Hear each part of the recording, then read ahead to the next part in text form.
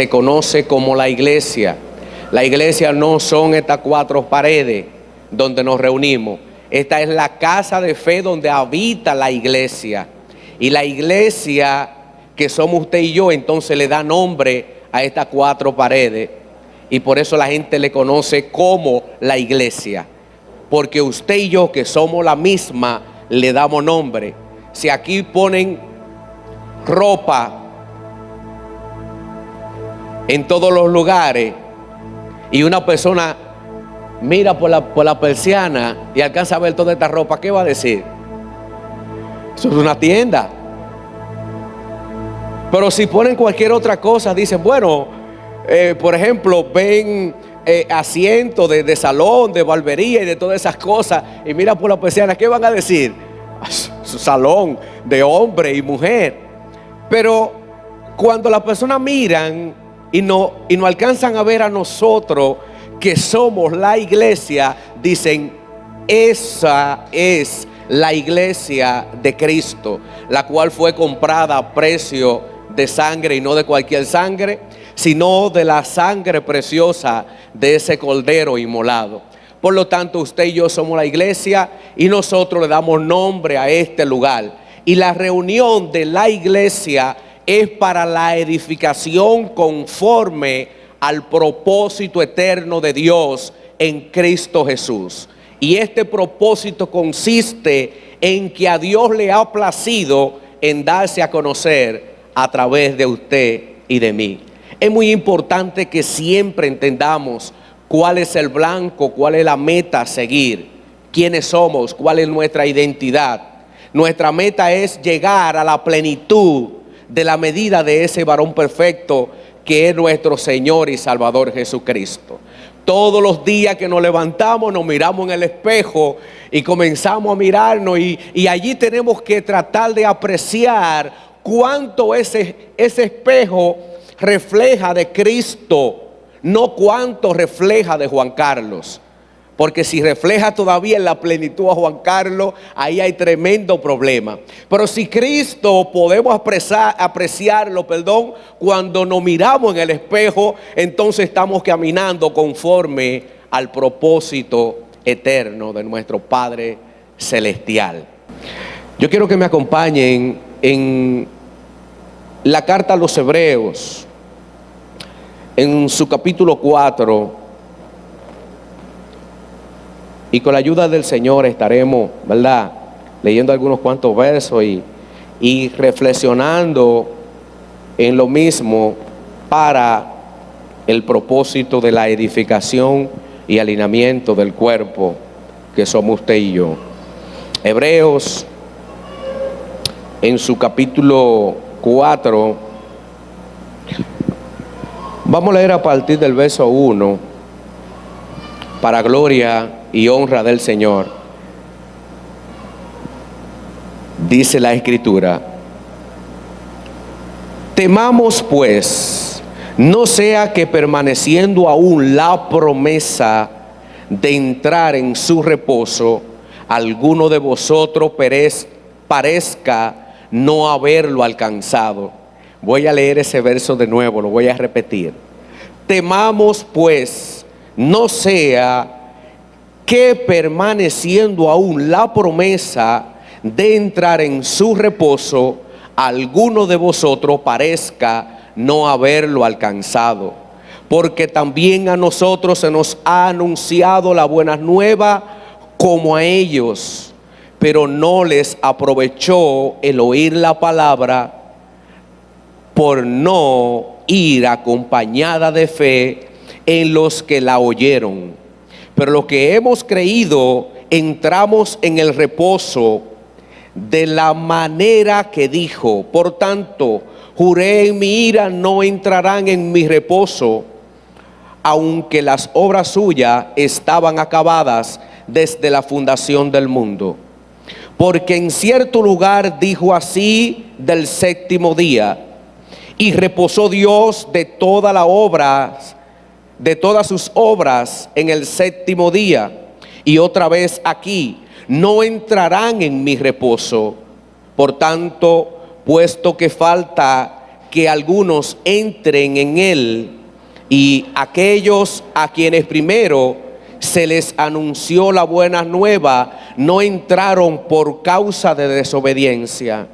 Otra vez, determina un día, hoy, diciendo pues de tanto tiempo por medio de David, como se dijo: si oyeréis hoy su voz, no endurezcáis vuestros corazones. Porque si Josué les hubiese dado el reposo, no habría después otro día. Voy a repetir ese verso. Porque si Josué les hubiese dado el reposo, no habría después otro día.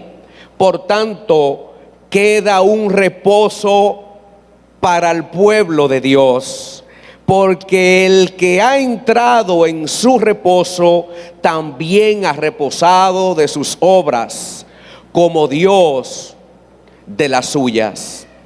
Pero procurad pues entrar en aquel reposo, para que ninguno caiga en semejante ejemplo de desobediencia.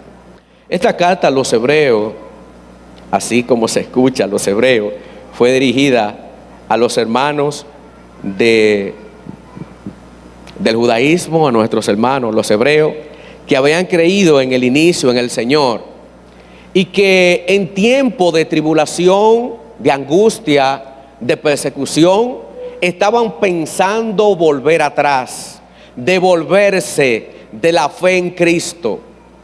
Pero el autor de la carta comienza a presentar al pueblo que realmente conoce lo que es un día de reposo, lo que es el sacerdocio, quienes conocieron y caminaron con Moisés en sus padres, y quienes vieron a Dios expresarse de una forma por el cual el hombre lo podía entender, natural, a través de quienes Dios había dado la promesa de que nuestro Señor y Salvador iba a venir a restaurar y a reconciliar todas las cosas consigo mismo. Al entrar en este ambiente, están pensando volverse, y el autor comienza a presentar a Cristo como superior a todas las cosas. A un Moisés, que fue la persona que el Señor utilizó para dirigirlo a ellos, Josué para entrarlo en la tierra prometida, y así todas esas cosas que acontecieron mediante el pueblo de Israel, los pactos y todas las promesas. Este autor las recoge y la toma y la plasma allí mediante la dirección del Espíritu, y le muestra que todas las sombras y figuras y tipos que Dios había manifestado en aquel entonces a través de ellos no era comparable con la supremacía que hoy se ha manifestado y de la cual usted y yo somos parte en Cristo Jesús. Es el objetivo por el cual esta carta se escribe, para fortalecer a nuestros hermanos en aquel entonces y a nosotros hoy en día, cuando los afanes, las tribulaciones y angustia y los quehaceres del día a día no quieren mover a retroceder un paso atrás. La misma intención del autor en aquel entonces es la misma para nuestros días, en el día de hoy, y para las generaciones venideras en Cristo Jesús. Ahora bien, esta palabra reposo es muy conocida, y mayormente la conocemos como día de reposo. Siempre la aplicamos al mandamiento del Señor en el libro de Éxodo. Pero el autor plantea que el Señor, cuando creó todas las cosas en Génesis, en su capítulo 2, verso 2, dice que Él reposó, que Dios también reposó después de haber acabado todo lo que hizo. Entonces la pregunta sería, ¿cómo reposa Dios? ¿Acaso se cansó Dios de trabajar?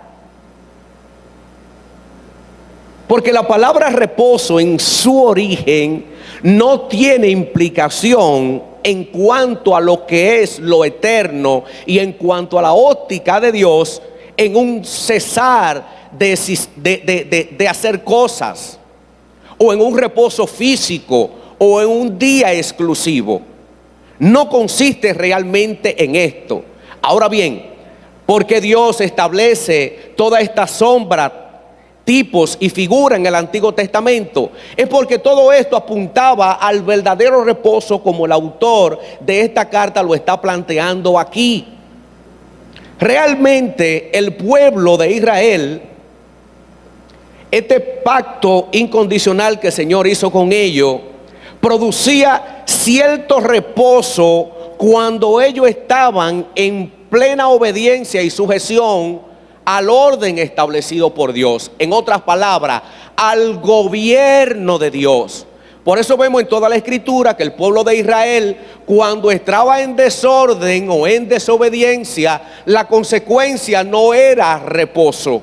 Aunque ellos lo practicaran sábado tras sábado, no estaban en reposo.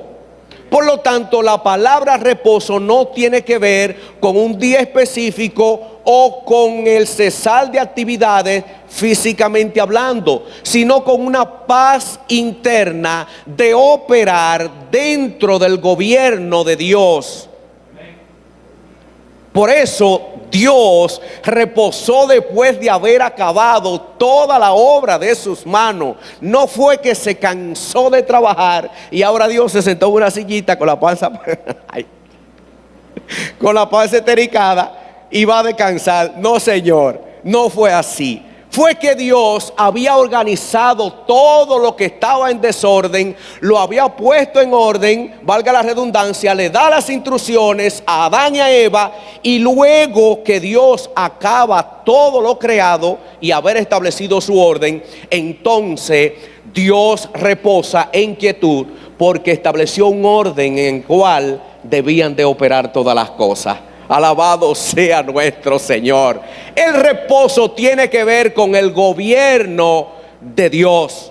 Por lo tanto, el reposo al que el autor de esta carta se refiere, al cual usted y yo entramos en Cristo, tiene que ver con una vida que opera bajo su gobierno, dominio y señorío, no con otra cosa.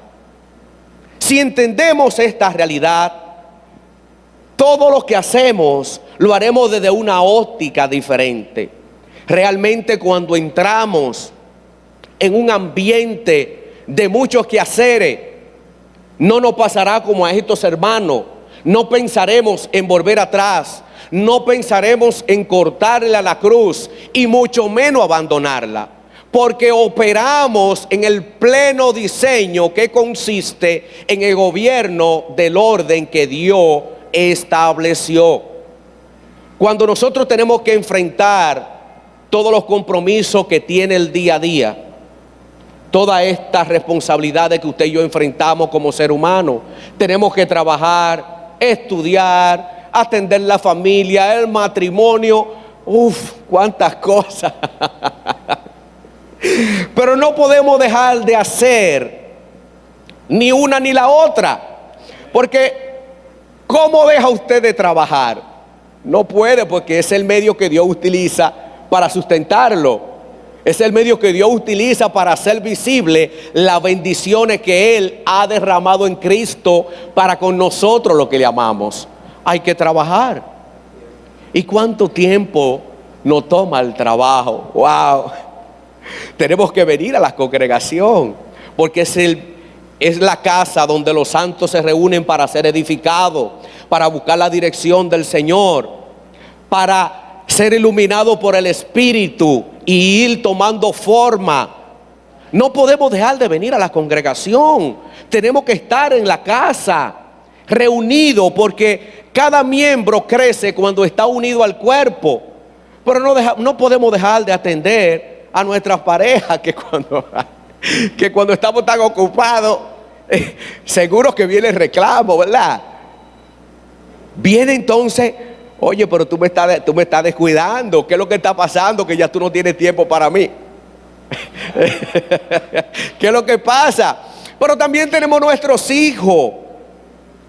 Tenemos los hijos que hay que dedicarle su tiempo, que hay que cuidarlo, aunque siempre ellos le andan corriendo a uno, porque ellos ven a papi como el verdugo que está ahí para corregir, para alinear. Porque realmente cuando estamos en esa etapa no nos damos cuenta que la expresión de amor del Padre consiste en la corrección. El Padre que ama corrige. La corrección es una expresión de amor de parte del Padre para con los hijos. Y los hijos lo miramos como que el Padre es un verdugo, porque cuando nos encontramos con Él y estamos desalineados, el Padre viene y nos toma y nos dice: siéntate aquí, mi niño. Mira, está pasando esto, aquello, parencejo. ¿Qué es lo que pasa? Pero de por Dios, pero yo te he dicho esto como 20 veces. ¿Cómo puede ser posible que tú todavía sigas operando en esa dirección? Mi hijo, cambia. Pero no nos gusta la corrección porque traen dolor. Pero al final de la jornada podemos disfrutar de los beneficios de operar en obediencia bajo la dirección que Dios trae a través de nuestros padres. Entonces son muchas las cosas que realmente nos asedian día tras día, y las cuales, contextualizando lo que acabamos de leer y lo que era la condición a la que se encontraban nuestros hermanos, hoy podemos aplicarla a nuestra vida. Como nosotros tenemos tantas cosas que hacer y no debemos dejar de hacer ninguna, porque todas son necesarias y pertenecen a un ambiente o a un estado primario. No podemos descuidarla. Pero wow, pero ¿y cómo hacemos tantas cosas? ¿Cómo podemos hacer tantas cosas sin que sea una carga disfrutar de todas las bendiciones que Dios nos ha dado? Donde realmente todo, si lo miramos desde el punto de vista de la caída del hombre, porque déjeme decirle que el hombre trabajaba desde que Dios lo creó. El trabajo no inicia en Génesis capítulo 3 después de la caída. No. Ahí se da una condición diferente de trabajo. Pero el hombre trabajaba desde que Dios lo creó y lo estableció en el huerto, porque Dios le dijo que administrase en el huerto. Eso es un trabajo. Pero la diferencia de la administración del hombre bajo el gobierno de Dios es muy diferente a cuando el hombre trabaja y no es gobernable o se somete al orden establecido por el Señor. En el huerto, antes de la caída, Adán trabajaba, le puso nombre a todo lo creado, pero desde la postura del reposo de Dios que le caracterizaba, entendiendo que la palabra reposo no tiene que ver con un cese de actividades, sino con un estado en el gobierno que Dios ha establecido. Y Adán, al estar sujeto al orden de Dios, le ponía nombre a todos los animales, lo cuidaba, lo direccionaba, echaba el día entero hablando con Eva y no tenía problema. No decía: wow, pero Eva sí habla. Porque usted se imagina, Adán solito con Eva, y Eva ahí titán, no porque la jirafa, no porque el león, no porque aquello, no porque su tanejo, titán. Adán no tenía problema. Pero Eva tampoco tenía problema con Adán. Dije: wow, pero Adán sí echa el día entero jodiendo con esos benditos animales. Adán sí trabaja, Adán sí hace esto y Adán sí hace aquello. ¿Y yo para cuándo? Eva tampoco tenía ese problema, porque ambos operaban dentro del reposo que producía el gobierno de Dios establecido en el huerto. Pero luego vemos entonces que cuando el hombre cae en desobediencia, Dios le dice: con el sudor de tu frente te mantendrás. El hombre entró en un estado de ingobernable. El hombre, a partir de ese momento, dejó de operar bajo el gobierno de Dios. Entonces, el trabajo que le producía reposo, que le producía placer, ahora se convirtió en una fatiga. Desde que Adán salió del reposo de Dios, inmediatamente lo que a él le producía placer, porque de hecho para eso se lo dio Dios, para que le produjese placer, ahora se convirtió en una fatiga. De allí que el ser humano no puede disfrutar ni de su trabajo, que es el medio que Dios utiliza para sustentarlo. Maldecimos el trabajo. Señor, pero ¿cuándo será que tú me vas a quitar este trabajo? ¿Y cuándo es que tú me vas a quitar este trabajo? Pero cuando usted no tenía trabajo, usted tenía a los hermanos orando por un trabajo. Y hermano, mire, ore que no tengo trabajo. Usted anhelaba un trabajo, pero ahora usted tiene el trabajo y usted se da cuenta que usted está tan cargado y tan fatigado que ya usted aborrece el trabajo. Pero su esposa, cuando comienza, o su esposo, usted quiere que el Señor haga como hizo con Enoc o con Elías, que venga en un carro de fuego y se lo lleve. Porque usted no aguanta. Usted dice, pero santo de la gloria, pero y es que no puede entender que yo, con tanto que hacer, que vengo de tal, hago un esfuerzo extraordinario para cumplir con todas mis responsabilidades, y aún así, cuando llego al lugar que yo entiendo que debe de haber reposo, ahora me doy cuenta de que yo salí de Guatemala para Guatepeor. Es increíble. Pero luego vienen los hijos, que son un regalo de Dios, temporal, que Dios nos lo da para que lo disfrutemos por un tiempo, porque son herencia de Él. Y llega un momento que se van y ya no son suyos. Son tantas las cosas que nos asedian día tras día, de que no nos permiten disfrutar de ello. El poquito tiempo que tenemos, lo tenemos para hacer una expresión de amor a través de la corrección, y ellos no andan corriendo porque no les gusta la corrección. Entonces nos cohibimos de disfrutar de nuestros hijos, nos cohibimos de disfrutar del trabajo, de la pareja, pero mayor aún nos cohibimos de disfrutar de la reunión de los santos, en la cual usted y yo nos encontramos hoy en día, porque la reunión de la iglesia se convierte en una fatiga.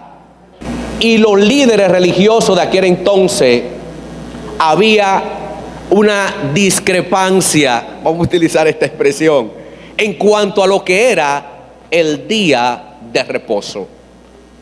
Porque para ellos este día era algo crono en el tiempo, era un día específico, el cual el hombre debía cesar de hacer actividades. Pero en cuanto a lo eterno, esto consiste en el gobierno de Dios en nuestra vida, que produce orden. De allí que cuando el maestro se expresaba en respeto por el día de reposo, que según ellos tenía un concepto puntual en el tiempo, era muy diferente a como ellos lo hacían. A tal punto que si nosotros no entendemos esta realidad, decimos, pero wow, pero el maestro no cumplía con la ley. Y realmente el maestro cumplió toda la ley. Pero ¿qué pasaba entonces? Que Jesús hacía lo que según la ley, basada a la interpretación que ellos le daban desde su concepto natural, demandaba. El problema estaba que ellos estaban pensando en un cese de actividades en un día, pero realmente esto consistía en gobierno. De allí que las personas que Jesús sanó, cuando Él traía tal milagro sobre ellos, no estaba desobedeciendo la ley, sino libertándolo de la esclavitud en la cual ellos estaban sometidos, oprimidos por la situación de estar fuera de lo que es el gobierno que Dios había establecido. Cuando vemos esta realidad, Jesús sana y luego le dice: si ustedes se le cae una oveja o una vaca en el día de reposo, ustedes no van y la buscan. En otras palabras, Jesús les dice, ustedes hacen muchas cosas físicas, pero este que estaba esclavizado, que estaba sometido a presión, ahora el reposo realmente, que ustedes piensan que es un día puntual, ha entrado en la vida de este hombre o de esta mujer. ¿Por qué? Porque quien estaba gobernando no era Dios, sino el sistema dominado y influenciado por el maligno. Pero Dios, a través de la persona del Hijo, lo saca de la esclavitud, lo liberta y lo adentra en un ambiente de reposo que implica el gobierno de nuestro Padre Celestial. Por lo tanto, cuando Jesús inicia su ministerio y hace su llamado, dése cuenta qué palabra expresaba el maestro, según plantea Mateo en su capítulo 11, a partir del verso 28. Venid,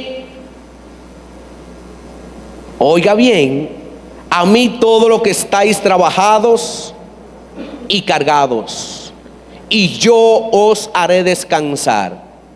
Llevad mi yugo sobre vosotros y aprended de mí, que soy manso y humilde de corazón, y hallaréis descanso para vuestras almas.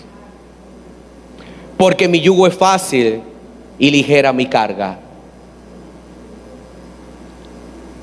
El maestro no se está refiriendo, cuando hace el llamado, a un descanso físico.